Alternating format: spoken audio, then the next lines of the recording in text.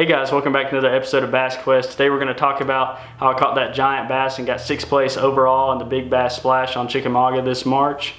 We're going to go start with some fish catches, then move into my strategy and some map study of how I caught that fish. If you guys like this channel, you like to fish, you like to learn how to fish, especially on the Tennessee River chain and the East Tennessee area, make sure you hit that like button below and subscribe to my channel and ring that bell so you get notifications when I post a new video. I'm trying to get to 2,000 subscribers right now. I'm going to do another giveaway at 2,000, and then Alex Rudd and I are actually giving away a fishing trip for one of you guys to win a chance to come and catch big bass with us on one of these lakes at the 5,000 subscriber mark. So let's just jump into it now. Hope y'all enjoy. Oh my gosh, I don't know how big she is. You guys, have had a bad morning. I broke off a big fish with a spinnerbait, and I just lost this battery. I'm taking it to my pawpaws to be charged, and oh my gosh, I just stuck this monster. I'm shaking. Let me set this camera back up.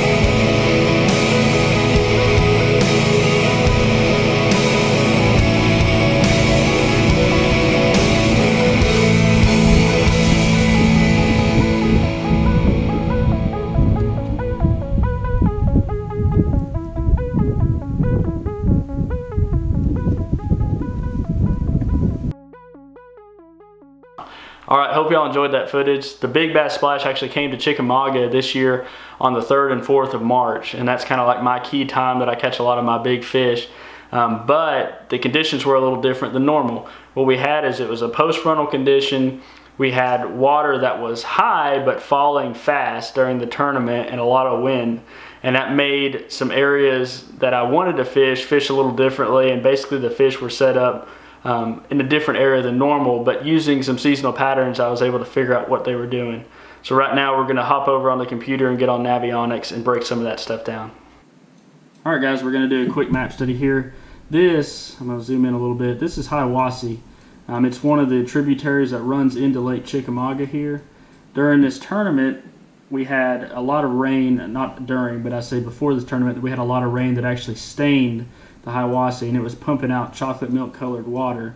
And what I was doing is I was fishing some flats a lot further down lake here, and anything on this east side of the lake had that darker stained water on it. And so what I was doing in the morning, I was going shallow and throwing a dark spinnerbait, like a nighttime spinnerbait, since the tournament started so early. And that was just one of the ways I was kind of fishing the conditions. I knew I needed some stained water, and those fish would be susceptible to that in the morning. So I was throwing that thing around any kind of cover in this area. I actually ended up hooking a fish that broke the spinnerbait that could have actually potentially won that boat for me. It's one of the biggest fish I've ever hooked on this lake. But after the sun would get up on this further side, the west side of the lake over here, I was actually running up and fishing some of the flats, like this one right here, that had basically some spawning areas. So you have a bunch of sandbars and shell beds that the fish will stage on before the water comes up so they can spawn. So I was targeting those areas with that lipless there that you could see in the footage, and just covering water in those areas, those kind of key spots where I knew the fish would be.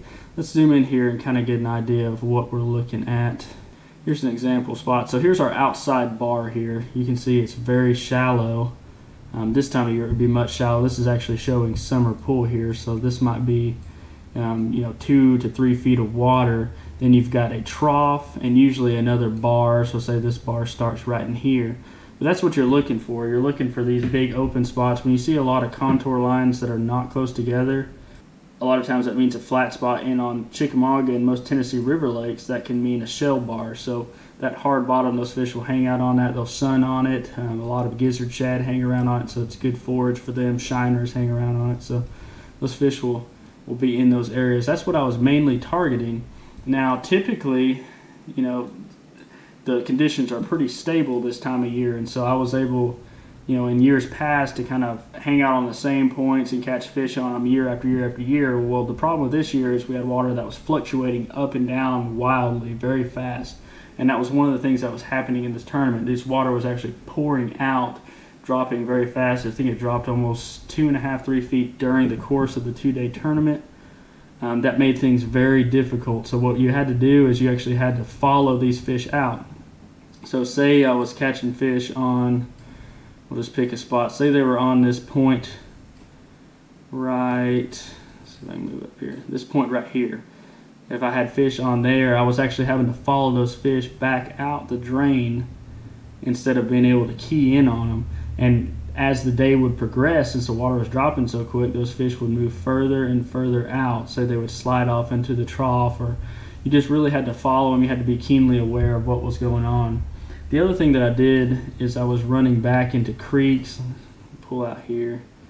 Here's a good example. And I was fishing little backwaters within the creek, so off the main creek channel. It's probably a good example here. Saudi Creek.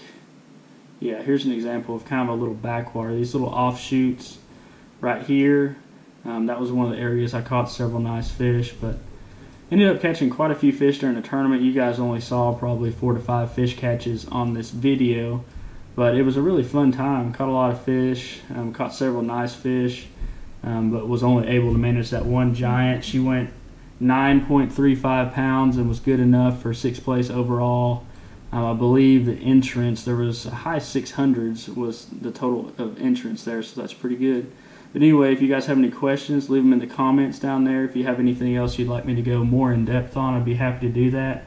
And y'all stay tuned because I've got some awesome content coming up. Been catching some really giant fish on big swim baits, and so that footage will be dropping soon. But as always, I hope this week finds you out on the water, and I'll catch you there.